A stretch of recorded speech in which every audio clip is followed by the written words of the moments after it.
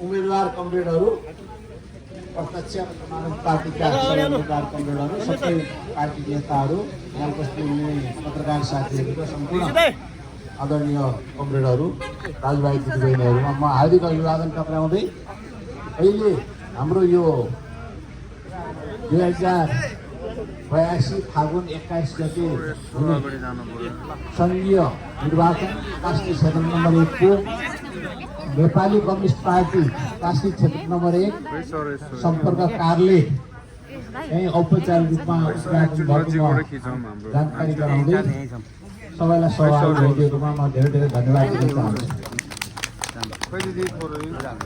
नमस्कार।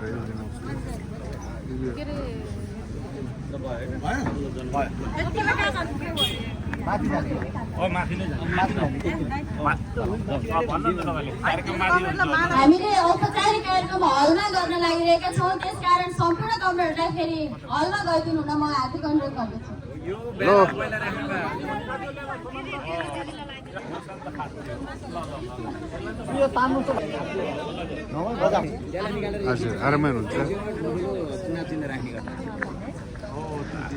बल्ल ठिक देखियो अहिले चाहिँ।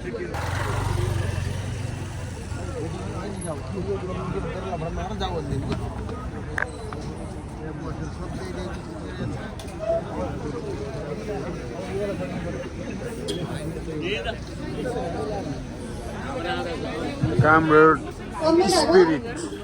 हामीले बाहिर कार्यक्रम गर्ने कि भन्ने पनि सल्लाह गरेका थियौँ। फेरि हाम्रो बिचमा निर्वाचन आयोगले आचार संहितालाई पनि अलि कडाइका साथ लागू गरिरहेको कारणले गर्दा हामीले बाहिर बाटोमा पनि डिस्टर्ब हुने, फेरि त्यही कारणले गर्दा हामीले गाली खान्छौँ कि भन्ने डर पनि हामीले लाग्यो। निर्वाचनको सन्दर्भमा हामीले कसैको पनि मन नदुखाइकन अगाडि बढ्नुपर्ने स्थिति छ।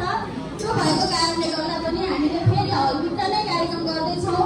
त्यसकारण सम्पूर्ण कमरेडहरूलाई पुनः हलभित्र आइदिनु हुन म हार्दिक अनुरोध गर्न चाहन्छु।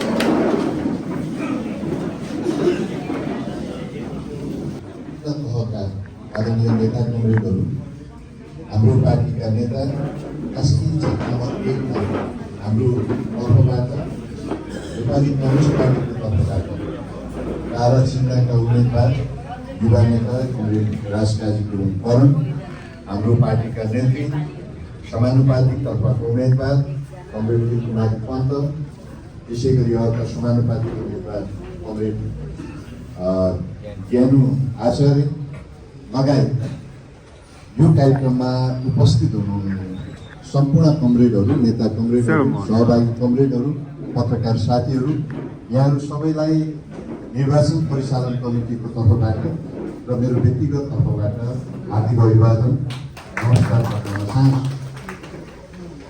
हामी निर्वाचनको दौरानमा छौँ।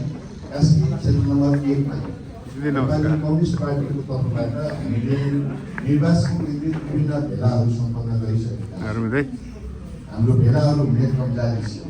हामीले क्षेत्रीय स्तरका निर्वाचन परिचालन कमिटी घोषणाको सन्दर्भमा कार्यक्रम गऱ्यौँ। त्यसपछि राजनगरका 11वटा वडा केन्द्रित कार्यक्रम गऱ्यौँ। रूपपाट र माली गाउँपालिका केन्द्रित गरेर कास्की क्षेत्र नम्बर 1 को 20वटा वडाहरूमा हामी प्राथमिक रूपमा हाम्रो कार्यकर्ता कमरेडहरूको बिचमा शुभचिन्तकहरूको बिचमा यो निर्वाचनलाई जोडिएका छौँ। यो भेलाहरूबाट, यो कार्यक्रमहरूबाट एउटा स्पष्ट सन्देश के छ भने अहिले नेपाली कम्युनिस्ट पार्टीको तर्फबाट हामी जसरी निर्वाचनमा होमिराखेका छौँ हामी उत्साहित छौँ। यो निर्वाचन निर्वाचन बन्दैछ भन्ने हामीलाई आवाज भएको छ। हामीले पटक पटक के भनिराखेका छौँ भने यो संसदीय चाहिँ राजनीतिमा व्यक्तिको लागि सांसद हुने र नहुने कुरा महत्त्वपूर्ण छ होला, तर त्योभन्दा ठुलो पार्टीको कुरा नेपाली कम्युनिस्ट पार्टीको कुरा 12 चिन्हको उम्मेदवार हामीले चाहिँ जनताको बिचमा लगिसकेपछि तपाईँ हामी सबै उम्मेदवार, सबै कार्यकर्ता उम्मेदवार त्यसो भएको कारणले निर्वाचन नसक्दाको दिनसम्म हामी थाक्ने छैनौँ। निर्वाचनको दिनसम्म यसलाई हामीले राजनीतिक आन्दोलनको रूपमा लिनेछौँ। यो उपलब्धि नेपाली कम्युनिस्ट पार्टीको पक्षमा भएन। यो उपलब्धि हामीले जित्न सकेनौँ भने यो मुलुकको चाहिँ लागि पनि यो चाहिँ अर्को समस्या खडा हुन्छ। हामीले देखेका छौँ यो नेपालको संविधानलाई जोगाउनको लागि, नेपालको परिवर्तनहरूलाई जोगाउनको लागि सबैभन्दा बढी जिम्मेवार हुन हामी जरुरी छ। अहिले जनताका धेरै निराशाहरू हो, औदर पछाडि धेरै विकास निर्माण भएको छ, तर त्यो विकास निर्माणहरू पनि जनताको ठुलो प्रश्न चाहिँ चिन्ता खडा भएको छ। कुनै पनि आयोजनाहरू समयमा सम्पन्न भइसकेका छन्, कुनै पनि आयोजनाहरू तोकिएको लागतमा सम्पन्न भएको छैन। त्यसैले जनताको त्यसलाई पनि सम्बोधन गर्ने गरेर जनताको बिचमा नयाँ उद्देश्य, नयाँ विचारका साथ हामी जान्छौँ। हामी हाम्रो पार्टीले केन्द्रीय कमिटीले यसै घरको अवस्थालाई हुँदैछ। केही समयपछि सार्वजनिक कास्की क्षेत्र नम्बर 1मा कुरोलाई लिएर, यहाँको शिक्षाको विषयलाई लिएर, यहाँको स्वास्थ्यको विषयलाई लिएर, यहाँको पर्यटनको विषयलाई लिएर हामी घोषणा पत्र तयार गर्दैछौँ। म सबै कमरेडहरूलाई के अनुरोध गर्न चाहन्छु भने यो निर्वाचनको प्रत्येक तपाईँको अभियान, प्रत्येक यो निर्वाचनलाई अगाडि बढाउने कुरामा हामी स्पष्ट रूपमा नेपाली कम्युनिस्ट पार्टीको उम्मेदवारहरूलाई हराउने गरेर हामी टोल टोलमा पुग्नेछौँ, प्रत्येक व्यक्तिमा पुग्नेछौँ, प्रत्येक घरमा पुग्नेछौँ र यो परिस्थितिलाई नेपाली कम्युनिस्ट पार्टीको पक्षमा यो पालि कास्की क्षेत्र नम्बर 1को नतिजा आउने गरेर मात्रै तपाईँ हामीले निर्वाचनको परिणामको भोलिपल्ट हामी विजय दिवसमा सहभागी हुनेछौँ। यो अहिले तपाईँको यो मुलुकको अस्थिरता हेर्दाखेरि, मुलुकको राजनीतिक वातावरण हेर्दाखेरि तपाईँ हामीलाई कहीँ अल्पने नसक्छ, तपाईँ हाम्रो धारणाहरू फरक हुन सक्छ, तर तपाईँ हामी के कुरामा स्पष्ट हुन जरुरी छ भने यो मुलुकको आन्दोलनको लागि, यो मुलुक जोगाउनको लागि, यो मुलुकको राष्ट्रियता जोगाउनको लागि, यो मुलुकको सम्पूर्णता जोगाउनको लागि, यो मुलुकको देशी विदेशी षड्यन्त्रहरूलाई परास्त गर्नको लागि पनि अहिले नेपाली कम्युनिस्ट पार्टीले जित्नुपर्ने छ। यति कुरामा स्पष्ट हुन सकेनौँ भने तपाईँ हामी भोट माग्न जानको लागि पनि अप्ठ्यारो हुन्छ। त्यो भएको कारणले आत्मविश्वासी भएर एकदम मन बलियो बनाएर उच्च चाहिँ मनोबलका साथ हामी जनताको बिचमा जाँदैछौँ। परिस्थिति हाम्रो पक्षमा निर्माण हुँदैछ। हामी आजबाट अर्को चरणको कार्यक्रम मसिनो रूपमा जनताको बिचमा जाने हामी लाग्नेछौँ र सबै कमरेडहरूलाई आजैको दिनबाट हामी त विगत अगाडिबाट लागिसकेका छौँ। हामी यो परिणाम हाम्रो पक्षमा आउने गरेर अविराम चाहिँ हामी लागिरहने उद्घोषका साथ सबै कमरेडहरूलाई यो शुभाभियान लाल सवाल भन्दै यो निर्वाचनको पक्षमा लाग्नको लागि आह्वान गर्दै पुनः हार्दिक स्वागत गर्न चाहन्छु। धन्यवाद भइहाल्यो।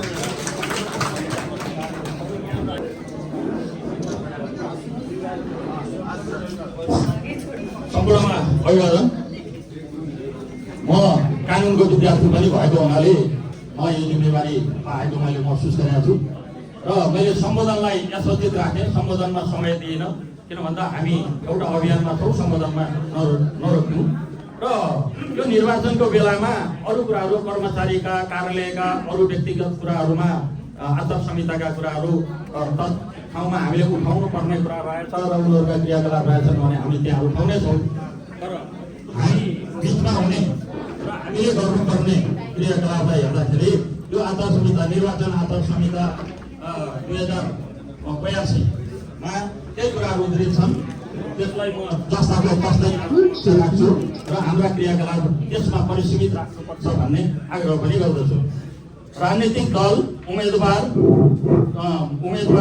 दलको भातृ सङ्गठन तथा सम्बन्धित व्यक्तिले पालना गर्नुपर्ने आचरण भनेको छ। यो आचार संहिताभित्रको कुरा छ र जुलुस, आमसभा, गोणसभा, बैठक वा भेला, निर्वाचन प्रचार प्रसार सम्बन्धी कार्य गर्दा पालना गर्नुपर्ने आचरण, राजनैतिक दल, उम्मेदवार तथा निर्वाचन प्रचार प्रसार सम्बन्धी कार्य गर्दा पालना गर्नुपर्ने कुरालाई राजनीतिक दल उम्मेदवार तथा दलको भाग्य सङ्गठनले जुलुस आमसभा पूर्णसभा बैठक भेला र निर्वाचन प्रचार सम्बन्धी कार्य गर्दा देखाएका आचरण पालन गर्नुपर्छ। जुलुस आमसभा पूर्णसभा बैठक भेला अनुशासित तरिकाले गर्नुपर्ने र कसैको घरको आसपासमा गई निज वा निजको परिवारको सदस्यको सम्बन्धमा विरोध प्रदर्शन गर्न नहुने। स्थानीय प्रशासनको अनुमति नलिई कुनै सार्वजनिक ठाउँमा कार्यक्रम अथवा भेला गर्न नपाइने। अनि जुलुस आमसभा पूर्णसभा तथा स्थानीय त्यस्तो कार्यक्रम गर्दाखेरि त्यसको जानकारी दिनुपर्ने र सो बारेमा स्थान कहाँ हो, कति समय गरिने हो, त्यसको जानकारी गराउनु पर्ने। जुलुस तथा आमसभा प्रचार प्रसार सम्बन्धी प्रचार गर्ने व्यक्तिले दल वा उम्मेदवारको निर्वाचन चिन्ह वा झण्डा अङ्कित लोगो वा स्टिकर वा कपडा, टोपी, cap, vest, T shirt, jacket, कमिज, गम्छा, ब्याज, मास्क, लकेट लगाउन र झोला बोक्न नहुने। यी कुराहरू हामीले विगतका निर्वाचनमा देखेका छौँ। आफ्नो पार्टीका चिन्हका भेस्टहरू लगाउने, टोपी लगाउने, त्यो चाहिँ अहिले कुनै पनि काम कारवाही गर्न नपाउने गरी आचार संहिता बनेको स्थिति छ। र उम्मेदवारले खण्ड 6 बमोजिम कागज आफ्नो राजनीतिक दलको पहिचानको विवरण अनुसारको पर्चा विवरणमा बाधा पर्ने छैन। पर्चा एउटा पर्चा कम्प्लेट बनाउन बाधा पर्ने छैन भन्ने कुरा हो। मैले त्यो पछि हालेछ। र कुनै राजनीतिक दल उम्मेदवार वा दलको भाग्य सङ्गठनको आयोजना गरेको जुलुस आमसभा पूर्णसभा बैठक भेला र अन्य कार्यक्रममा बिचौलमा कुनै प्रकारको बाधा पुर्याउन पाइने छैन। एकभन्दा बढी राजनीतिक दल र उम्मेदवार भाग्य सङ्गठनको एकै ठाउँमा एकै स्थानमा जुलुस आमसभा त्यस्तो कार्यक्रम गर्न पाइने छैन। र त्यस्तो भयो भने परिवर्तन गर्नुपर्ने, निर्देशन अनुसार गर्नुपर्नेछ। प्रचलित कानुन र स्थानीय प्रशासनले निषेध गरेका सामग्री जुलुस आमसभा पूर्णसभा र भेलामा प्रदर्शन वा प्रयोग गर्न नहुने। कसैको निजी घर जग्गा, सार्वजनिक भवन, उद्यान, सडकमा, भित्तामा, पोलमा वा कुनै पनि सार्वजनिक स्थानमा दलको झण्डा, दल वा उम्मेदवारको निर्वाचन चिन्ह टाँस्न र राख्न पाइने छैन। विभिन्न क्लब, सामाजिक संस्था, धार्मिक संस्था, आमा शोभन, गैर सरकारी संस्था, आश्रम तथा सङ्घ संस्था कुनै व्यक्तिलाई नगद वा जिन्सी वितरण गर्न, अनुदान दिन, आर्थिक सहयोग र चन्दा पुरस्कार वा निर्वाचन खर्च वा बुथ खर्च दिने घोषणा गर्न नहुने। जुलुस आमसभा पूर्णसभा भेला र प्रचार प्रसारको कार्यक्रम गर्दा बिहान 7 बजेदेखि बेलुका 7 बजेसम्म गर्नुपर्ने। निर्वाचन प्रचार प्रसार आमसभा र जुलुसमा बालबालिकाको प्रयोग गर्न नहुने। निर्वाचन प्रयोजनको लागि 75 ग्रामसम्मको कागज, अहिले मैले ठको कुरा जुन माथि उल्लेख भएको ठ थियो प्रकरण ठको कुरा, निर्वाचन प्रयोजनका लागि 75 ग्रामसम्मको कागजमा 300 वर्ग इन्चसम्म क्षेत्रफल भएको आकारको छुट्टै रङ र मुद्रण नाम सहितको पर्चा मात्र प्रयोग गर्नुपर्ने। उम्मेदवार वा दलको कार्यालयमा साइनबोर्ड तथा कपडामा बनाइएको 3x4 फिटको दलको झण्डा र सोको नाप, चुनाव चिन्ह राख्न बाहेक दलको प्रचार प्रसार गर्ने उद्देश्यले कुनै किसिमको डिजिटल बोर्ड, फ्ल्याक्स वा ग्लासुन बोर्ड राख्न, श्रव्य सामग्री बजाउन र दृश्य सामग्रीहरू प्रदर्शन गर्न, प्रसारण गर्न पाइने छैन।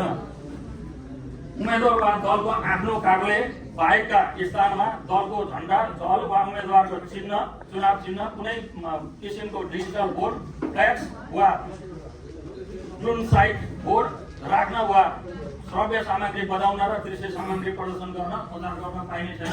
राजनीतिक दल वा उम्मेदवारले आयोजना गरेको जुलुस आमसभा पूर्णसभा र भदैलो कार्यक्रममा खण्ड ग बमोजिम आकारको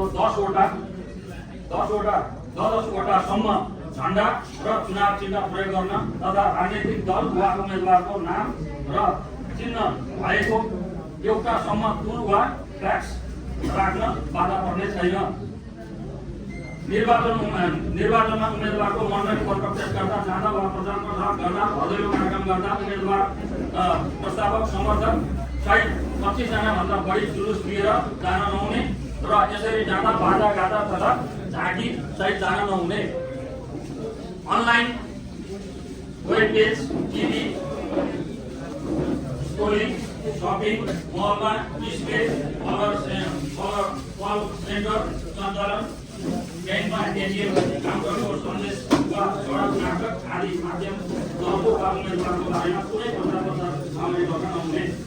तर राजनीतिक दलका उम्मेदवारको बढीमा एउटा निजी र आधिकारिक वेबपेज आफ्नो प्रचार सामग्री राख्न बाधा पर्ने छैन। दलको झण्डाको वा दल वा उम्मेदवारको चुनाव चिन्हको तोरण बनाई सार्वजनिक प्रदर्शन गराउन नहुने। कुनै किसिमको भित्ते लेखन वा गराउन चारपाङ्ग्रे गाडी, मोटरसाइकल, बैलगाडा, रिक्सा, टाँगा, ठेलागाडा लगायत कुनै प्रकारको सवारी साधन प्रयोग गरी र्याली आयोजना गर्न वा प्रचार प्रसार गराउन नहुने। ज्येष्ठ नागरिक, महिला, यौनिक तर लैङ्गिक, अल्पसङ्ख्यक तथा अपाङ्ग भएका व्यक्तिहरूको भावना, इज्जत, चरित्र र प्रतिष्ठामा तपाईँलाई खोजिराखेको कि सरकारको कुनै पनि सामग्री गर्न गराउन नहुने। दल वा उम्मेदवारको उम्मेदवारले जुलुस वा आमसभा, कोणसभा, भर्दैलो, भेटघाट र जुनसुकै प्रकारको र्याली गर्दा कम्तीमा 10 वटा राष्ट्रिय झण्डा, त्यो पनि अलिकति फरक कुरा आएको छ। राष्ट्रिय झण्डाको दुरुपयोग भएको विषय अहिले पनि उठिरहेको छ। त्यसले परिसीमित गरेको कुरा कसैले मानेन भने हामीले उजुर गर्न पाउने हक हामी सबै सुरक्षित छ है। राष्ट्रिय झण्डा प्रयोग गर्न बाहेक निर्वाचन प्रचार प्रसार गर्दा राष्ट्रिय झण्डा प्रयोग गराउन नहुने। कुनै धर्म वा धर्मका नाममा प्रचार प्रसार गराउन नहुने र उम्मेदवार वा निजको परिवारको कुनै पनि तौरबाट डर, धाक, धम्की दिन नहुने। कुनै साम्प्रदायिक विदेश फैलाउने वा प्रचार प्रसार गर्न वा मत माग्न नहुने। निर्वाचन प्रचार प्रसारका लागि कोणसभा वा आमसभा गर्दा मञ्चको तयारीका लागि लागेको खर्च विवरण सम्बन्धित उम्मेदवारले आफै वा आफ्नो प्रतिनिधि मार्फत मतदान सम्पन्न भएको मितिले 15 दिनभित्र सम्बन्धित निर्वाचन कार्यालय बुझाउनु पर्ने। उम्मेदवारको अन्तिम नामावली प्रकाशन भएपछि मतदान हुने दिनसम्म 17 दिन अघिदेखि मात्र निर्वाचन प्रचार प्रसार सम्बन्धी देखाएका काम गर्न पाइने। जुलुस, आमसभा, कोणसभा, सञ्चार माध्यममा कुनै प्रकारको प्रचार प्रसार सामग्री प्रकाशन वा प्रसारण, निर्वाचन प्रचार प्रसारका लागि भर्दैलो कार्यक्रम, निर्वाचनमा विजय भएको उम्मेदवारले कुनै प्रकारको भोज भत्तर गर्न वा नगद वा जिन्सी वितरण गर्न नहुने। राजनैतिक दल वा उम्मेदवारको सवारी साधनको प्रयोग गरी एक जिल्लामा अर्को जिल्लामा मतदाता प्रसार गर्न नपाइने भन्ने कुरा र अर्को सवारी साधनको हकमा मैले यहाँ हामीले सवारी साधन कतिवटा प्रयोग गर्न पाउने भनेर भोलि प्रश्न उठ्न सक्ने कुरा हामी कसरी व्यवस्थित हुने भन्ने कुरालाई निर्वाचन अधिकृतको अनुमतिले उम्मेदवार भएको सम्बन्धित निर्वाचन क्षेत्र वा उम्मेदवार भएको स्थानमा आयोगले तोकेको अनुसार बढीमा 2 वटा 2 पाङ्ग्रे वा 3 पाङ्ग्रे वा 4 पाङ्ग्रे विद्युतीय वा यान्त्रिक शक्तिबाट चल्ने हलुका सवारी साधन र त्यस्ता सवारी साधन नचल्ने ठाउँमा बढीमा 4 वटा घोडा प्रयोग गर्न सक्नेछ। तर विदेशी नम्बर प्लेटको सवारी साधनलाई त्यस्तो अनुमति दिइने छैन। कुनै पदको निर्वाचन प्रचार प्रसार राजनीतिक दलको खण्ड बमोजिम प्रक्रिया पूरा गरी स्वयं बमोजिम संख्या र प्रकारको सवारी साधन प्रयोग गर्न सक्नेछ र यसका लागि अनुमति नलिकन सवारी साधन चलाउन पाइने छैन भन्ने कुरा छन्। यसको मुख्य हामीसँग अरू धेरै आचार संहिताका कुरा छन्। मैले समय धेरै लामो होइन। हामी व्यवहारमा हामीले यी कुराहरू यदि हाम्रो आचारलाई पालना गऱ्यौँ भने हामीलाई कसैले चोरुलो खडाउन पाउने छैन भने हामीले कसैले उल्लङ्घन गर्यो यस्तो कुराको भने त्यसको अहिले हामीसँग हरेकसँग मोबाइल छन् रेकर्ड गर्ने, त्यो रेकर्ड सहित उजुर गर्न सक्ने अधिकार रहन्छ। उजुर भयो भने अब त्यसपछि हुने कुरा उसलाई पर्ने असरका कुरा छँदैछन्। त्यो प्रति हामी पनि सचेत हौँ र अर्काले यदि गरेछ भने उजुर गर्ने हैसियत राखौँ भन्दै मैले मेरो भनाइ अन्त्य गर्छु। धन्यवाद। हामी आज यो 1 नम्बर क्षेत्रको नेपाली कम्युनिस्ट पार्टीको यो चुनावको सङ्ग्राममा छौँ र हामीले कार्य उद्घाटन कार्यक्रममा पनि आज छौँ।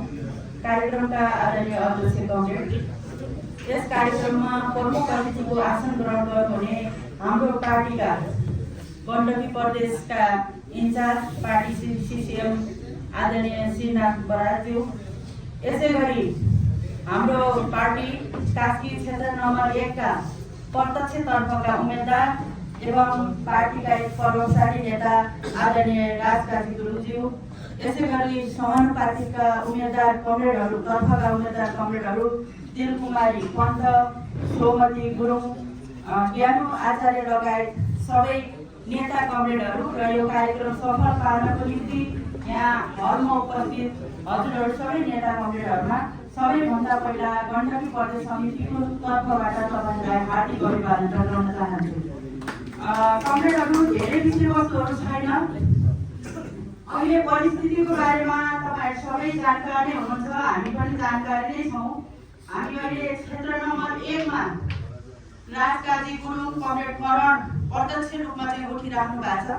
हामीले उहाँलाई जिताउनको निम्ति हामी सबैले हाम्रा पार्टी कमिटीहरूलाई व्यवस्थित गर्दै पार्टीका नेता साथीहरूलाई चाहिँ अब चुनावी अभियानमा लाग्नको निम्ति त्यो सङ्गठन परिचालन समिति एक चरणको काम हाम्रो सम्पन्न भइसकेको छ र अहिले तपाईँ हामीले बुझ्दाखेरि हामी सबै एकताबद्ध भएर फेरि सबै केन्द्रीकरण भएर फिल्डमा जान तयार हुँदाखेरि अहिले हाम्रो चाहिँ विजय सुनिश्चित जस्तो छ। तपाईँहरूलाई फेरि लाग्न सक्ला हामी सबै नेता कमरेडहरू भएको कारणले गर्दाखेरि तपाईँहरूको मनमा सङ्गठनका कुराहरू आउला, अन्य धेरै कुराहरू पनि आउला। तर चुनाव त्यसले मात्रै होइन, सङ्गठन एउटा आधार हो। समग्र वस्तुगत परिस्थितिले अहिले के छ भन्दाखेरि विजय हाम्रो हातमा आउने अवस्था छ। त्यस कारणले कमरेडहरू, अहिले नेपाली कम्युनिस्ट पार्टीका समग्र विषयवस्तुहरू हाम्रो पार्टीका वैचारिक पक्ष, राजनीतिक पक्ष सबै हाम्रा आदरणीय कमरेडहरूले बताउनु होला। तर अहिले मैले भन्ने कुरा के हो भन्दाखेरि अहिले हाम्रो पार्टी एकताबद्ध पनि छ। हामीभित्र कुनै खालको समस्या पनि छैन। अहिले उम्मेदवारको हिसाबले तपाईँले काङ्ग्रेस एमालेको कुरा गर्नुहुन्छ भने त्यहाँ कस्तो खालको अन्तर्विरोध छ भन्ने कुरा तपाईँहरू सबैलाई थाहा छ। नयाँको कुरा तपाईँहरूलाई छँदैछ। तर वैचारिक हिसाबले नेपाली कम्युनिस्ट पार्टीका नेता कार्यकर्ताहरू सायद हामी विचारमा दिन्छौँ। हामीलाई नयाँ पार्टी जसले चाहिँ अहिले नयाँ हुनेहरू केमा गर्छु भन्ने खालको उहाँहरूको केही पनि छैन। तर त्यो खालको परिस्थितिमा हाम्रा नेता कमरेडहरू त्यति विचलित हुने खालको छैन। यसलाई चाहिँ विचलित एमाले काङ्ग्रेसको चाहिँ पार्टीका नेता कार्यकर्ताहरू हुने अवस्था हामीले देखिराखेका छौँ। त्यस कारणले गर्दाखेरि यस्ता खालका धेरै कुराहरूलाई पनि हामीले चाहिँ ग्रहण गर्दाखेरि चुन्दाखेरि फेरि के हो त भन्दाखेरि हामी यो अहिलेको 1 नम्बर क्षेत्रमा चाहिँ हामीले हाम्रो विजय सुनिश्चित खालको हामीले देखिरहेका छौँ। पात्रले हेर्नुहुन्छ भने हामीभन्दा तपाईँहरू धेरै कुराले विज्ञ पनि हुनुहुन्छ। भलै अहिले हामीले एउटा हैसियत एउटा जिम्मेवारीको हिसाबले हामी मञ्चमा छौँ, तपाईँहरू तल हुनुहुन्छ। तर पनि फेरि यो विश्लेषणको हिसाबले हामीभन्दा सिनियर दाइहरू पनि तपाईँहरू त्यहाँ हुनुहुन्छ। त्यो हिसाबले हेर्दाखेरि उम्मेदवारहरूको सबै कुराहरू हेर्नुहोस्। हाम्रो उम्मेदवारलाई चाहिँ तुलना गर्नुहोस्, अन्य दलका उम्मेदवारहरूलाई तुलना गर्नुहोस्। सबभन्दा प्रभावशाली अहिले 1 नम्बर क्षेत्रको हिसाबले, जनजातिको हिसाबले पनि, गुरुङको हिसाबले पनि 25-26 हजारमा यहाँ छ। त्यो हिसाबले हेर्दा पनि हाम्रो पार्टीले, नेपाली कम्युनिस्ट पार्टीले चाहिँ उम्मेदवार एकदमै एउटा प्रभावशाली उम्मेदवार चाहिँ हामीले उभ्याएका छौँ। त्यस कारणले कमरेडहरू, अब हामीसँग धेरै समय पनि छैन। अब हामीले हाम्रा व्यक्तिगत कामहरू छँदैछन्। आदर्शले सबै कुरा हुँदैन भन्ने कुरा पनि हामीलाई थाहा छ। तर पनि हामी नेपाली कम्युनिस्ट पार्टीका नेता कार्यकर्ता भएको कारणले गर्दाखेरि अब हामी 1 महिना हाम्रा वर्चुअल कामहरूलाई थोरै सहायक बनाएर अब हाम्रो चुनावको कामलाई, निर्वाचन उम्मेदवारलाई जिताउने कामलाई चाहिँ हामी अलिकति प्राथमिकता राखेर अगाडि बढौँ। हाम्रो जित निश्चित छ। समानुपातिको हिसाबले हाम्रो 55 जना, अरू जिल्लाले 5 जना। कास्की जिल्लाको सन्दर्भमा हाम्रो जिल्लामा 55 जना चाहिँ समानुपातिक तर्फका उम्मेदवार हुनुहुन्छ। त्यो पनि उहाँहरू चाहिँ विजय प्राप्त गर्ने हिसाबले उहाँहरूको रोल क्रम त्यो खाले चाहिँ बनिरहेको छ। त्यस कारणले गर्दाखेरि सबै हिसाबले अहिले हामीले प्रत्यक्षतर्फको 1 नम्बर क्षेत्रमा राजकाजी गुरुङलाई चाहिँ हामीले जिताउने बित्तिकै 1 नम्बर क्षेत्रको हाम्रो भविष्य अर्कै ठाउँमा जान्छ। त्यस कारणले गर्दाखेरि सबै नेता कमरेडहरू यो कुरालाई मनन गरेर चाहिँ सबै एकजुट हौँ, अगाडि बढौँ। तपाईँहरूको साथ सँगसँगै फेरि म पनि अगाडि बढ्ने प्रतिबद्धता सहित आज यो कार्यको उद्घाटन भएको छ। हामी खुसी छौँ। आज उद्घाटन गरेर मात्रै हुँदैन, यो उद्घाटन भनेको अब हामी सबै फिल्डमा जाने एउटा यो उद्घाटन पनि हो, उद्घोष पनि हो। त्यो हिसाबले चाहिँ लाग्नु हुनेछ भन्ने चाहिँ विषयवस्तुहरू राख्दै पुनः प्रत्यक्षतर्फका आदरणीय राजकाजी गुरुङ, त्यसपछि समानुपातिक तर्फका चाहिँ हाम्रो दिनुभन्त सोमती गुरुङ, ज्ञान आचार्य लगायत सबैलाई चाहिँ अग्रिम बधाई एवं शुभकामना दिँदै मेरो आफ्नो मन्तव्य यहीँ अन्त्य गर्न चाहन्छु। हस्त धन्यवाद। तर्फबाट यस निर्वाचन क्षेत्रमा प्रत्यक्ष उम्मेदवारको रूपमा हाम्रो पार्टीका नेता राजकाजी गुरुङ जो संविधान सभाको सदस्य पनि हुनुहुन्छ, उहाँलाई उम्मेदवारको रूपमा प्रस्तुत गरेको छ। उहाँको विजयको शुभकामना व्यक्त गर्दछु। पार्टीको तर्फबाट हामीले उहाँलाई उम्मेदवारको रूपमा पाएका छौँ। उहाँका बारेमा मैले यहाँ धेरै भइराख्नुपर्छ जस्तो मलाई लाग्दैन, किनकि हामी एक हिसाबले आन्तरिक पक्ष नै यहाँ जम्मा भएका छौँ। संविधान सभादेखि लिएर जनयुद्धको मोर्चादेखि लिएर संविधान सभासम्म र आजसम्म पनि निरन्तर पार्टी आन्दोलनको मान्छे भूमिका उहाँले निर्वाह गरिरहनु भएको छ। त्यसको मूल्याङ्कन गर्दै पार्टीले यसपटक यो निर्वाचन क्षेत्रमा उपयुक्त उम्मेदवारको रूपमा जसरी प्रस्तुत गरेको छ, उहाँलाई विजय गराउन हामी सबै एकजुट भएर लाग्नुपर्ने प्रतिबद्धता व्यक्त गर्नको लागि हामी यहाँ जुटिरहेका छौँ। हाम्रा कार्यक्रमहरू पनि अगाडि बढिरहेका छौँ। त्यसै सन्दर्भमा आज हामीले यो क्षेत्रको कार्यालय उद्घाटनको कार्यक्रम गरेका छौँ र बिस्तारै हामी अब सबै वार्डहरूमा, सबै ठाउँहरूमा, टोलहरूमा हाम्रो पार्टीको एजेन्डालाई, हाम्रो पार्टीले विजय हुनुपर्ने, हाम्रो उम्मेदवारले विजय हुनुपर्ने कुरालाई स्थापित गर्दै अगाडि बढ्छौँ। यो कुरा पनि मैले यहाँ धेरै राखिराख्नुपर्छ जस्तो मलाई लाग्दैन। आज हामी एउटा विशिष्ट मोडमा उभिएका छौँ। सामान्य अरू निर्वाचन जस्तै आवधिक रूपमा मलाई पनि के लाग्थ्यो भने निर्वाचन भने आवधिक हो। हामीले जुन राजनीतिक परिवर्तन गरेका छौँ त्यो परिवर्तन 100 वर्ष 50-100 वर्षसम्म पनि त्यो कुरा परिवर्तन हुँदैन। हामीले जे नयाँ व्यवस्था संघीयता सहितको गणतन्त्रात्मक जुन व्यवस्था स्थापना गरेका छौँ, संविधान लेख्यौँ, समाजवाद उन्मुख संविधान लेख्यौँ, यसले हामीले यो राजनीतिक परिवर्तनले या यो राजनीतिक व्यवस्थाले हामीलाई धेरै अगाडि लैजान्छ। 100 वर्षसम्म पनि हामी यो यसलाई अगाडि बढाउन सक्छौँ। निर्वाचन भने आवधिक हो। कुनै निर्वाचन हार्न सकिन्छ, कुनै निर्वाचन जित्न सकिन्छ भन्ने लाग्थ्यो। तर आजको निर्वाचन, आगामी निर्वाचन त्यस्तो एउटा आवधिक निर्वाचनको एउटा निर्वाचन जस्तो मात्रै होइन। यो सिङ्गो व्यवस्थालाई जोगाउने कि नजोगाउने, यो व्यवस्था जोगिन्छ कि जोगिँदैन, यो हामीले गरेको त्याग, तपस्या र बलिदानबाट स्थापित भएको मूल्य मान्यता र हामीले लेखेको संविधान, समाजवाद उन्मुख संविधानलाई हामीले अगाडि बढाउन सक्छौँ कि सक्दैनौँ, यो व्यवस्था रहन्छ कि रहँदैन भन्ने एउटा अर्को मोर्चाको रूपमा यो जुन निर्वाचन आवधिक निर्वाचन जस्तो निर्वाचनलाई हेर्दा आवधिक निर्वाचन जस्तो, तर समग्र यो विषयवस्तुलाई हेर्दाखेरि यो छुट्टै एउटा नयाँ जनयुद्ध जस्तो युद्धको रूपमा युद्धको एउटा नयाँ मोर्चाको रूपमा चाहिँ यो निर्वाचनलाई हामीले हेर्नु पर्दछ। हामीले त्यही रूपमा अगाडि बढाउनु पर्दछ र हामीले यसपटक हामीले हाम्रो पार्टी, हाम्रो उम्मेदवारलाई विजय गराउनु पर्ने, हाम्रो यो समग्र राजनीतिक आन्दोलनको बचाउ गर्नुपर्ने र अगाडि बढ्नुपर्ने दायित्व हाम्रो बिचमा आएको छ।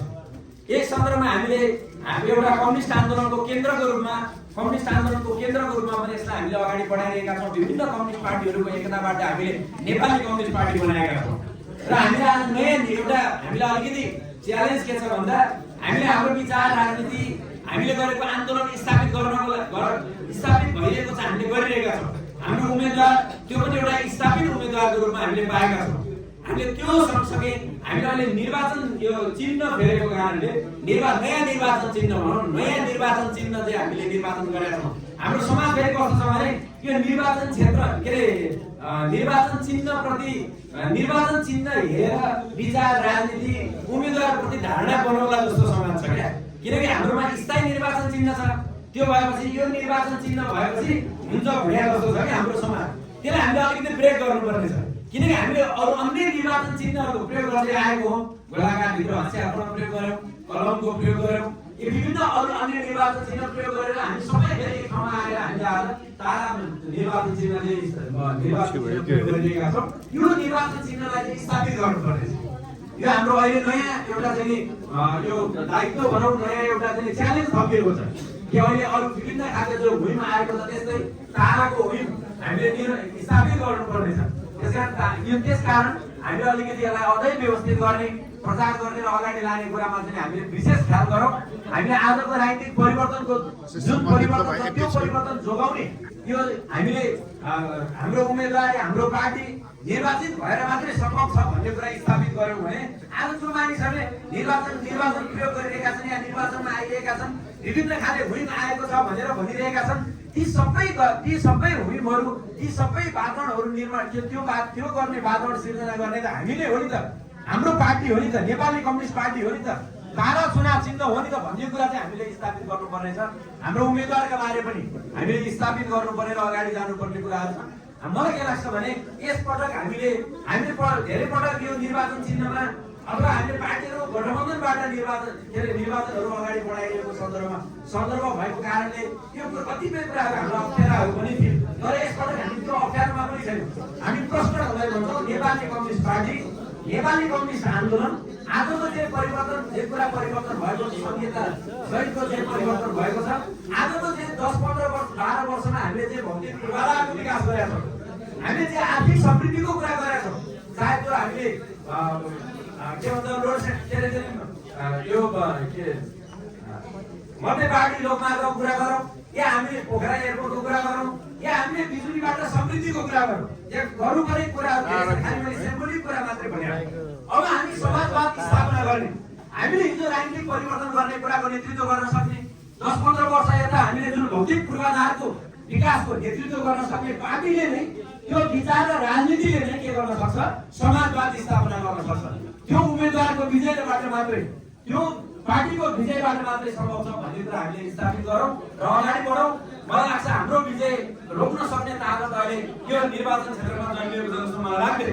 सुरुमा अलिअलि लाग्थ्यो, अलिअलि यसो हेऱ्यो के भुइँमा आइरहेछ के भन्ने लाग्ने हाम्रो सबैको दिमाग खराब भइरहेको। तर अहिले तपाईँले बिस्तारै हेर्दै जानुभयो भने निर्वाचनको माहौल हाम्रो पक्षमा, नेपाली कम्युनिस्ट पार्टीको पक्षमा, तामाको पक्षमा, हाम्रो उम्मेदवारको पक्षमा, राजकाजी गुरुङको पक्षमा, यहाँ हुनुभएका समानुपातिक उम्मेदवारहरू जो हुन्छ उहाँलाई हेरेर समानुपातिकमा यो सबै कुरा चाहिँ एउटा बिस्तारै हामीले माहौल जे सिर्जना हुँदै गएको छ, यसलाई हामीले व्यवस्थित गरौँ, अगाडि बढौँ, हाम्रो विजय सुनिश्चित छ।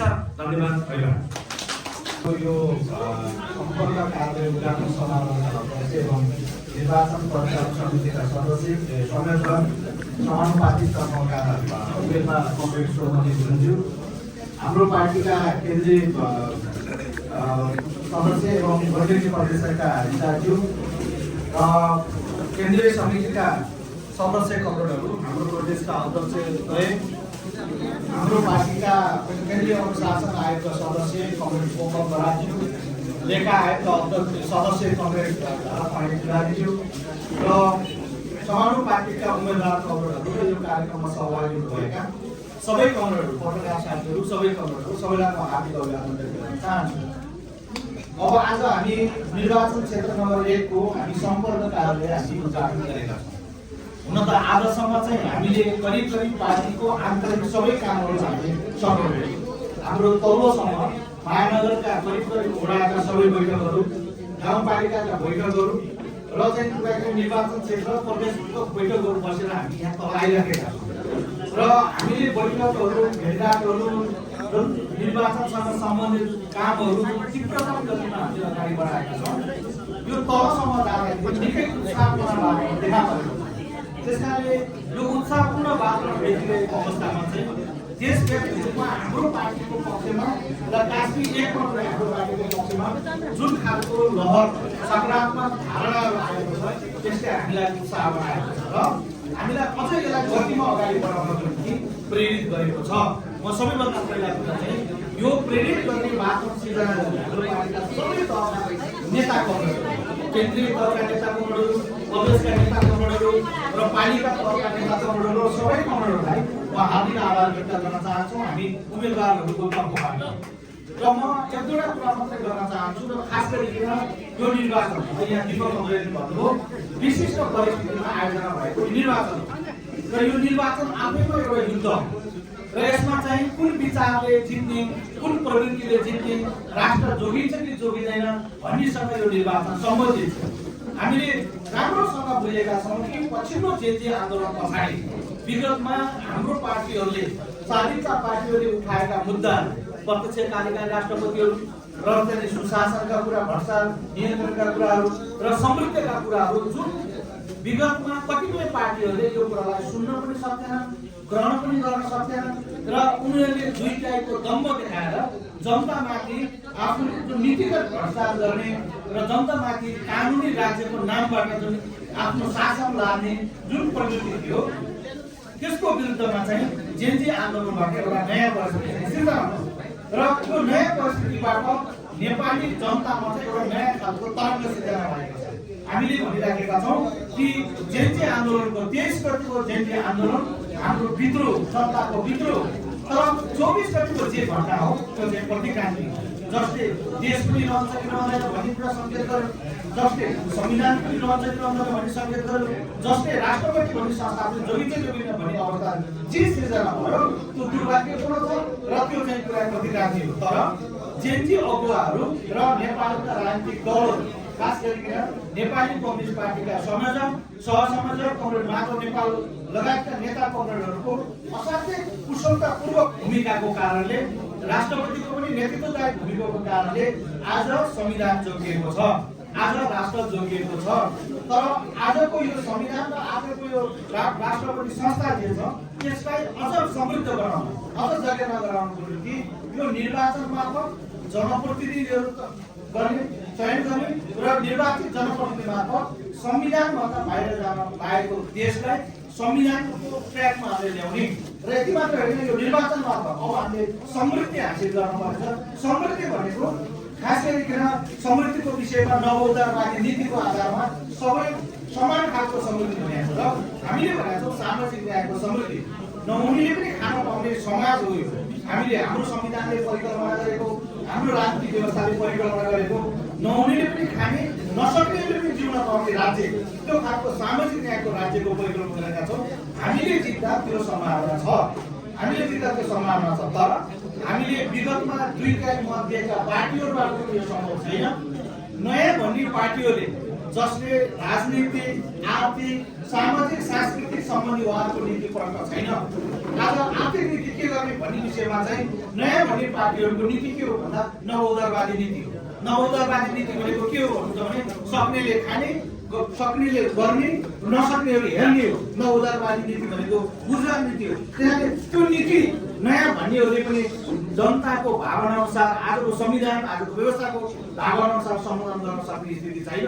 त्यसकारण नयाँ भन्नेहरूको सामाजिक नीति के हो, महिला सम्बन्धी नीति के हो, दलित सम्बन्धी नीति के हो, सुकुमासी सम्बन्धी नीति के हो, गरिबहरूको समाज र पिछडिया वर्गको नीति सम्बन्धी के हो भन्दा नयाँ भन्ने पार्टीहरूसँग कुनै पनि नीति एजेन्डा छैन। उनीहरूले एउटा मात्रै भनेका छन्, उनीहरूले नयाँ मात्रै भनेका छन्, समृद्धि मात्रै भनेका छन्। के को निम्ति समृद्धि, कसको निम्ति समृद्धि? समाजमा हेपिएका दबिएका नागरिक सम्बन्धी उहाँको धारणा के हो भन्दा केही पनि छैन। त्यसकारणले नयाँ भन्नेहरूले पनि अहिलेको समाजको आवश्यकतालाई सम्बोधन गर्न सक्ने स्थिति देखा पर्दैन। त्यसकारणले म के भन्न चाहन्छु भने आजको संविधानले परिकल्पना गरेको, आजको राजनीतिक परिवर्तनले परिकल्पना गरेको, आजको नेपाली समाजले परिकल्पना गरेको समाजको नेतृत्व गर्न सक्ने पार्टी भनेको हाम्रो, राजनीतिक नेतृत्व परिवर्तन गर्ने पार्टी पनि हाम्रो र आजको जनताको चाहनालाई ठिक ढङ्गले सम्बोधन गर्न सक्ने असाध्यै हेपिएका समाजमा हेपिएका दबिएका थिचिएका सबै नागरिकहरूको अधिकारलाई चाहिँ माथि उकास्न सक्ने पार्टी भनेको हाम्रो। त्यसकारणले नेपाली कम्युनिस्ट पार्टीले जित्नुपर्छ र जित्दाखेरि मात्रै जनताको हित हुन्छ भन्ने कुरामा चाहिँ हामी दृढतापूर्वक उभिएका छौँ र त्यसको पक्षमा हामी आम जनताको बिचमा लहर सिर्जना गर्छौँ। यो सम्भावना छ, 1 नम्बर निर्वाचनमा यो निकै सम्भावना बढेर गएको छ भन्ने कुरा चाहिँ म सङ्केत गर्न चाहन्छु। र अर्को कुरा के छ भन्नुहुन्छ भने हामीले 1 नम्बर निर्वाचन क्षेत्रमा चुनाव लडिरहँदाखेरि हाम्रा धेरै मुद्दाहरू छ। म भन्छु निर्वाचन क्षेत्र नम्बर 1 तालहरूको चाहिँ तपाईँको केन्द्रबिन्दु पनि छ, हामीसँग पानी प्रशस्त भएको ठाउँ पनि छ र हामीसँग पर्यटनको विकास गर्न सक्ने प्रशस्त हामीसँग हिमाल छन्, हाम्रा डाँडा छन्। हामी ठिक ढङ्गले समायोजन गर्ने बित्तिकै निर्वाचन क्षेत्र नम्बर 1 हामीले असाध्यै राम्रोसँग जनताको जीवन स्तर पनि उकास्न सकिन्छ र आर्थिक समृद्धिमा पनि आर्थिक विकासको निम्ति पनि यो निर्वाचन क्षेत्रले टेवा दिन सक्छ। म एउटा उदाहरण दिउँ, अहिले पछिल्लो कालमा झन्डै 200 मेगावाट विद्युत उत्पादन भयो। 200 मेगावाट विद्युत भने सामान्य कुरा होइन। त्यसलाई जनतालाई हामीले अलिकता सेयर चाहिँ जनताको हितमा वितरण गर्ने बित्तिकै जनताको दैनिक जीवन आनन्दले चल्ने स्थिति हामी देख्छौँ। त्यो मादिलाई चल्छ, त्यो रूपालाई चल्छ, निर्वाचन क्षेत्र नम्बर 1 लाई चल्छ, अझ त्यसलाई व्यवस्थित गर्ने भने कास्की जिल्ला नै यो चल्छ। हामीले पर्यटन पूर्वाधारको कुरा गर्नुहुन्छ भने हामीसँग ऐतिहासिक गाउँहरू छन्, सिक्लेस जस्ता गाउँहरू छन्, हामीसँग ताङतिङ जस्ता गाउँ छन्, हेन्डाकोट जस्ता गाउँ छन्, या यतापट्टि रूपातिरको गाउँहरू हामीसँग प्रशस्तै छन् र हामीसँग तालै ताल छ। लेखनाथका तालै तल छन् जुन तालहरूलाई तपाईँको चाहिँ पर्यटनको रूपमा पनि जोड्न सकिन्छ, कृषिको रूपमा पनि जोड्न सकिन्छ। यसरी जीवनलाई खास गरी जनताको दैनिक जीवन चल्ने हामीले आम्दानीको स्रोत बनाउन सक्छौँ। हामीसँग यस्तै जमिन छ। त्यस कारणले गर्दाखेरि 1 नम्बर निर्वाचन क्षेत्र भनेको सुन्दरतम ठाउँ हो। तर त्यो सुन्दरतम ठाउँलाई हामीले प्रयोग गर्ने मान्छे र त्यसलाई ठिक ढङ्गले चाहिँ नेतृत्व गर्ने मान्छे हाम्रो भएन। त्यसले गर्दा यो निर्वाचन क्षेत्रमा हामीले यो मुद्दालाई पनि उठाउन लागेका छौँ। र अर्को कुरा, अन्तिम कुरा म के भन्न चाहन्छु भने निर्वाचन क्षेत्र नम्बर 1 मा हामीले हेऱ्यौँ कमरेड देव गुरुङको पालादेखि आजको पछिल्लो कालखण्डसम्म हामीले देव गुरुङले जित्नुभयो, कृष्णबहादुर गुरुङले जित्नुभयो र हाम्रो निर्वाचन क्षेत्रमा तलपट्टि चाहिँ दीपक कमलले जित्नुभयो, माथिपट्टि चाहिँ गायत्री कमलले धेरै विकास निर्माणका कामहरू गर्नुभएको छ। अहिले महानगरले पनि अलिकति सहयोग गरिरहेको छ, अरू साथीहरूले पनि सहयोग गर्नुभएको छ। हाम्रो श्रीनाथ कमल यहीँ हुनुहुन्छ, उहाँहरूको चाहिँ जीविसम्म हुँदा यहाँ सिक्ले जाने बाटोको डोरेटो उहाँले खोल्नु होइन। देव गुरुङको पालामा मादी नदीमा पुलहरू हाल्ने काम भयो। हाम्रो कृष्ण गुरुङको पालामा पनि मादी नदीदेखि लिएर रूपाकोटमा तपाईँको पानीको व्यवस्था गर्ने कामहरू भयो। पछिल्लो कालमा हुनुहुन्छ भने दीपक कमलले तल्लो प्रदेशमा चाहिँ राम्रो विकासको निर्माण काम गर्नुभएको छ। यतापट्टि माथिपट्टि चाहिँ गायत्री कमलले गर्नुभएको छ। म हिजो चाहिँ तपाईँको पाखुरीकोट तमु समाजमा गएँ। त्यहाँ चाहिँ कुरा के छ भने गायत्री कमलले हालेको विकासको चाहिँ विभिन्न चाहिँ शीर्षकहरू त्यहाँ विद्यालयमा हालेको कुराहरू, बाटोमा हालेको कुराहरू, त्यहाँ हाम्रा पाका बुढाहरूले चाहिँ त्यहाँ भनेको मैले सुने। भनेपछि विकास निर्माणमा हाम्रो पार्टीका प्रतिनिधिहरूले इमान्दारीपूर्वक लाग्नु भएको छ। म आफैले पनि अर्थ मन्त्रालयको सल्लाहकार, वर्तमान कमलको सल्लाहकार हुँदा झन्डै 25-35 करोड त माथि गाउँपालिका मात्रै बजेट गएको छ। हामीले यसरी नै लेखनाथका तालहरूमा ल्याएका छौँ, लकोटका बाटोहरूमा ल्याएका छौँ, पोखराका चाहिँ एउटा धार्मिक स्थलहरूमा हामीले बजेटिङ गरेका छौँ, बाटोहरू गरेका छौँ। हामीले 1 नम्बर निर्वाचन क्षेत्रमा हाम्रा प्रतिनिधिहरू विगतदेखि श्रीनाथ कमलको जीविसको उपसभापतिदेखि आजसम्म हाम्रा चाहिँ संविधान सभाको निर्वाचित उम्मेदवारदेखि लिएर प्रदेश गण्डकी प्रदेशका हाम्रो नेता कमलहरूबाट जुन विकास भएको छ, म दावाका साथ भन्छु काङ्ग्रेसहरूको भन्दा एमालेको भन्दा कहीँ न कुनै हामीले बजेट ल्याएका छौँ र हामीले 1 नम्बर निर्वाचन क्षेत्रमा लगानी गरेका छौँ। त्यसमा हामीलाई गर्व पनि छ र यसमा चाहिँ हामीले गर्न सकेकोमा हामीलाई गर्व छ। खास गरिकन यो कुरा हामी तलसम्म गएर भन्न सक्छौँ। हामीले हेरौँ पटक पटक कङ्ग्रेसले जितेको छ, पटक पटक एमाले जितेको छ र तर कुरा के छ भने विकासमा चाहिँ उहाँभन्दा कम छैन, हामी अझ अब्बल छौँ। त्यहाँदेखि 1 नम्बर निर्वाचन क्षेत्रमा विकासको कोणबाट पनि हामीले नयाँ ढङ्गले जनतालाई कन्भिन्स गर्न सक्छौँ। हामीले गरेका कामहरूलाई हामीले जनतालाई विश्वस्त तुल्याउन सक्छौँ र हामीले फेरि पनि गर्छौँ। हामीले जित्ने हो, जितेर हामीले गर्ने। तर कहिले कहिले के हुन्छ भने निर्वाचन हो, जुन परिणाम आउँदा पनि हामी फेरि जनताको दैनिक जीवनमा सुख दुःखमा जोडिने कुरामा हाम्रो किञ्चित हामी पछाडि हट्दैनौँ, हामी लुक्दैनौँ, हामी निरन्तर अगाडि बढ्दैछौँ। र यसचोटि हामीले गण्डकी प्रदेश र त्यसको मुख्य राजधानी काशी पनि 1 नम्बर निर्वाचन क्षेत्रमा हामी अहिले 1 नम्बर निर्वाचन क्षेत्रमा भएको कारणले म 1 नम्बर निर्वाचन क्षेत्रको मात्रै कुरा गरिरहेका छु। 1 नम्बर निर्वाचन क्षेत्रमा हामीले तारा चिन्हलाई हामीले विजय हासिल गराउनेछौँ र तारा चिन्ह फर्काउँदै हामीले 1 नम्बर निर्वाचन क्षेत्रका सबै जनताको सुख दुःख विकासका सबै कुरामा हामी जोडिने कुरामा म प्रतिबद्धता जाहेर गर्दै सबै मतदाताहरूलाई म हाम्रो पार्टी नेपाली कम्युनिस्ट पार्टी र नेपाली कम्युनिस्ट पार्टीको तारा निर्वाचन चिन्हमा मतदान गरी हाम्रो प्रत्यक्ष समानुपातिक सबै उम्मेदवारहरूलाई अत्याधिक मतले विजय गराउनको निम्ति म अनुरोध गर्दै मैले आफ्नो भनाइ दिन चाहन्छु। धन्यवाद।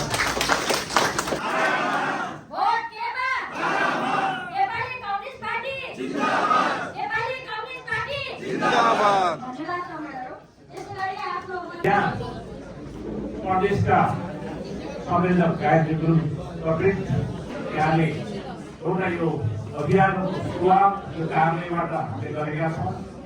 हामीले 1 शहरको कार्यक्रम सकेर हामीले यो क्षेत्रमा रहेको कामले प्रत्यक्षतर्फ राज्य अधिकृत हाम्रा युवा नेता राजनीतिक युवा नेता संविधान सभाको सदस्य पनि भएर काम गरिसक्नु भएको छ।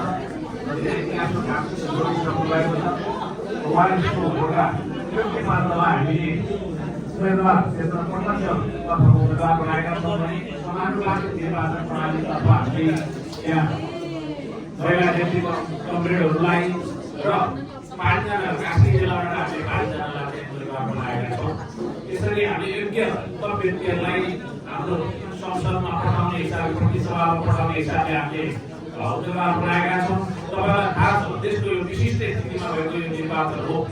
यो संविधान जोगाउने कि नजोगाउने, राष्ट्र जोगाउने कि नजोगाउने र प्राप्त उपलब्धिहरू संयोगदेखिको स्वातन्त्र्य संरचना आन्दोलन मार्फत प्राप्त उपलब्धिहरू एउटा घुम्ने स्थितिमा पुगेको बेला सामान्य राष्ट्रपति हाम्रा पार्टीका संयोजक प्रचण्ड र सहसंयोजक माधव नेपालको बुद्धिमत्तापूर्ण पहल गर्न यो एउटा सेफ ल्यान्डिङ भएको छ। अन्तर्राष्ट्रिय सरकार र फागुन 21 को एउटा मध्यावधि निर्वाचन मार्फत एउटा सेफ ल्यान्डिङ भएको छ र यो घुम्न लागेको एउटा जुन परिस्थिति थियो त्यसलाई चाहिँ फेरि पनि ट्र्याकमा ल्याउने काम भएको छ। सँगसँगै युवाहरूको जुन देश युवाहरूको आन्दोलन छ त्यसमा सुशासन, भ्रष्टाचार मुक्त प्रशासन र युवा मैत्री वातावरण देशमा बढोस् भन्ने जुन कुरा छ, हामी यो निर्वाचन मार्फत हासिल गरेर ती कुराहरू पुरा गर्ने गरी यो देशमा सुशासन ल्याउने पक्षमा छौँ। यस कारणले हामीले नेपाली कङ्ग्रेस आन्दोलनलाई पनि एउटा स्वातन्त्र्य सङ्घर्षबाट आएको धारा, अर्को शान्तिपूर्ण बाटोबाट मनमोहन अधिकारीको पालामा जुन प्रधानमन्त्री भएका माधव नेपाल, 7 दलको आन्दोलनको नेतृत्व गरिरहेका विद्याप्रसाद कोइराला र माधव नेपाल प्रतिनिधिका माधव नेपाल, जसले 12 कुनै सहमति मार्फत माओवादी सशस्त्र सङ्घर्षलाई शान्तिपूर्ण प्रक्रियामा ल्याउनको लागि महत्त्वपूर्ण पहल गर्नुभएको थियो र त्यसै गरी सशस्त्र सङ्घर्षको नेतृत्व गर्नुभएका कमरेड प्रचण्ड, पुष्पकमल दाहाल प्रचण्ड सहितको यो नेतृत्वमा चाहिँ यो नेपाली कङ्ग्रेस पुनर्गठित भएको छ र आज 22 वटा टुक्राहरू दलहरू यहाँ एकताबद्ध हुँदै सिधो मूल प्रवाहको रूपमा यसमा ल्याइएको छ। हाम्रो यस कारणले यसले हामीले विभिन्न खालको घोषणापत्र पनि बनाएका छौँ। शिक्षा, स्वास्थ्य, कृषि, देशभरि एउटा स्वाधीन अर्थतन्त्रको निर्माण गरेर अगाडि लागेको कुराहरू चाहिँ हामीले ल्याएका छौँ। त्यस कारणले हाम्रो विजय सुनिश्चित पनि छ र जिताउनु पनि पर्छ। देश बचाउनको लागि यो नेपाली कङ्ग्रेसलाई जिताउनु जरुरी छ, समाजवादतिर जानको लागि यसलाई जिताउन जरुरी छ। त्यति मात्र होइन, प्राप्त उपलब्धिहरू सङ्घीय लोकतान्त्रिक गणतन्त्र प्राप्त उपलब्धिहरू यो व्यवस्था संविधानलाई जोगाउँदै अगाडि बढ्नको लागि पनि यो पार्टीलाई र यस पार्टीका उम्मेदवारहरूलाई जिताउन जरुरी छ। आज नयाँ भन्नेहरू उनीहरूको विचार सिद्धान्त प्रश्न छैन, उनीहरूको राष्ट्रियताप्रतिको अडान के हो त्यो उनीहरूले बोलेका छैनन्। के उनीहरू बाह्य शक्तिको अदृश्य खेलमा छन् कि उनीहरू राष्ट्रियताको पक्षमा छन्, उनीहरूले प्रश्न बोल्नुपर्दछ। त्यति मात्र होइन, कङ्ग्रेस र एमाले यस्ता स्थितिमा छन्, उनीहरू संसद पुनर्स्थापनाको पक्षमा थिए तर परिस्थितिले उनीहरूलाई लतारेर चुनावमा ल्याएको। त्यसो भएको हुनाले परिवर्तनको नेतृत्व उनीहरूले गर्न सक्दैनन्, उनीहरू यस्ता स्थितिको शिकार भइसके। तर हामी ती जनता आन्दोलनको अगाडि बढ्ने चाहना पनि पुरा गर्न सक्छौँ र हिजो प्राप्त उपलब्धिहरूलाई पनि हामी संरक्षण गर्न सक्छौँ। सङ्घीय लोकतान्त्रिक गणतन्त्रलाई सुदृढ गर्दै समाजवादतिर लाग्न सक्छौँ। त्यस कारणले हाम्रा नेपाली कम्युनिस्ट पार्टीका उम्मेदवारहरूलाई तपाईँहरूले विजय गराउनुहोस्। हामी विकास र समृद्धि पनि दिन्छौँ, तर पछाडि परेका जाति, जनजाति सबै समुदायका अधिकारहरू यो संविधानमा सुनिश्चित गरेको छ, अझ तिनीलाई सुदृढ गरेर अगाडि लिएर जाने कुराहरू हामी सुनिश्चित गराउँछौँ। अहिले गरिब कम जनता गरिबी बेलाको कार्यक्रम आउन सकेन। विगतमा पटक मौका पाउँदा अहिले यहाँ कमरेडले उम्मेदवार जुन भूराजनीतिक अवस्थामा हामी छौँ त्यो कुरालाई बुझेर चाहिँ कूटनीतिक सम्बन्धहरू चलाउन सकेन। उहाँले राज्य फेरि कसरी चलाउन सक्छन्? त्यस कारणले यी दलहरूबाट एमाले र नेपाली काङ्ग्रेसबाट फेरि राज्य चाहिँ अगाडि गयो भने यही हालतमा जान्छ। त्यसो भएको हुनाले सबै साथीहरू नेपाली काङ्ग्रेस र एमालेसित सम्बन्ध सबै साथीहरू यसैमा बलबद्ध हुँदै आउनु भएको छ र हुनु नै छ। र सँगसँगै अहिले जुन आफूलाई नयाँ शक्ति भनेर भन्नेवाला छ, ती शक्तिहरू यो एक खालको हावा असारको पानीमा बडा आएको जस्तै हो। एउटा पपुलिस्ट हो। विश्वमा विभिन्न मुलुकहरूमा चाहिँ यस्ता लोकप्रियतावादहरू चाहिँ हाबी भएका हुन्छन्। उनीहरूको सिद्धान्त हुँदैन, उनीहरू एउटा क्षणिक लोकप्रियताको निम्ति चाहिँ कुरा गरिरहेका हुन्छन्। उहाँको प्रष्ट अर्थतन्त्रको दृष्टिकोण छैन, उहाँहरू कस्तो खालको व्यवस्था यो देशमा ल्याउन चाहनुहुन्छ त्यो पनि छैन। र सँगसँगै उहाँहरूको विगत के हो, उहाँले राजनीतिमा देशको सेवामा कति जीवन बिताउनु भएको छ। पेसा गर्दा चाहिँ आज राजनीतिले भोलिपल्ट चर्चा मिडियामा कुरा गर्दैमा के नेपाली जनताले विश्वास गर्छन्? यहाँ वर्षौँ जेल बसेका, राजनीतिको निम्ति आफ्ना सारा कुरा छोडेर कुर्बानी गरेका, पटक पटक खाइएका मान्छेले त कर्म पुग्दा बेला बस्दा गति कमजोरी गर्छन् भने जनताले कर्मदारी गर्नुपर्छ भने टेस्टेड नभएका छोट समयमा मौका पाउँदाखेरि उनीहरूको व्यवहार नेपाली जनताले सिकिसकेका छन्। यी दलहरू कस्ता हुन् भन्ने कुरा नेपाली जनताले हामीले भनिरहनु पर्दैन। हामी अरू उम्मेदवारको बारेमा चाहिँ व्यक्तिको बारेमा राम्रो कुरा गर्न चाहँदैन, तर नेपाली जनताले उनीहरूलाई प्रश्न दिएका छन्। देश जनता आएको आफ्नो सिंहदरबार चलेको छ, सर्वोच्च अदालत चलेको छ, तर आफूको मागमा भएको दमकल पानी निकाल्न पठाउँदैन। त्यस्ता व्यक्ति प्रधानमन्त्री भयो भने देश कहाँ जान्छ?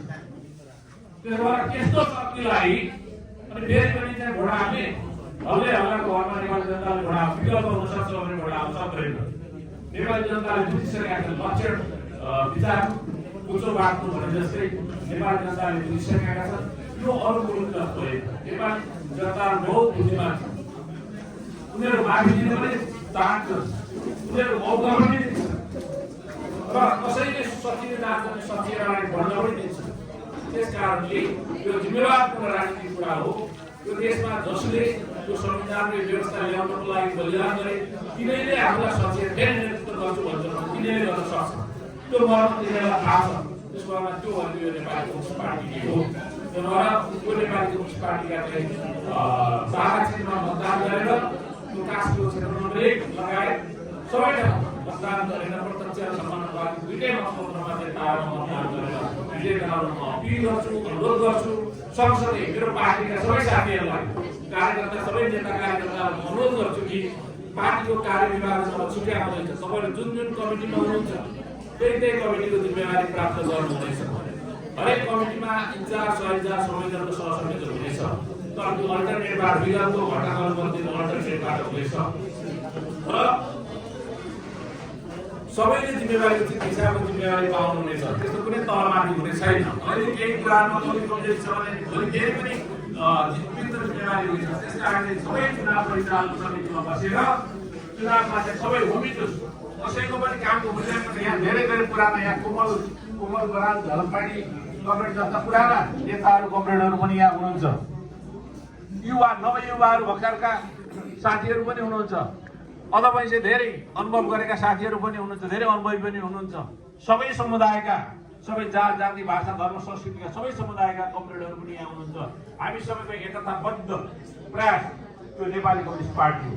हामी एकताको सूत्रमा सबै बाँधिएका छौँ। एउटै माला जसरी एउटा फुलबारीमा धेरै फुलहरू फुलेको फुलबारी चाहिँ सुन्दर हुन्छ, त्यसरी नै हामी विविधता बिचमा एकता भएको यो पार्टी त्यो एकदम बलियो छ। त्यस कारणले तपाईँहरू उत्साहका साथ जानुहोस्, विजय सुनिश्चित छ। यो कसैलाई के लाग्छ भने 3 वर्ष अगाडिको स्थिति हेरेर आजको विश्लेषण गर्छ। 3 वर्ष अगाडिको म्यान्डेटलाई त जनताको सडकबाट फ्याँकिसके, हेलिकप्टर चढेर पालवाला प्रधानमन्त्री भाग्ने स्थितिमा पुर्याइदिइसके। अब त्यो म्यान्डेटलाई हेरेर उहाँको आन्दोलन हुन सक्दैन।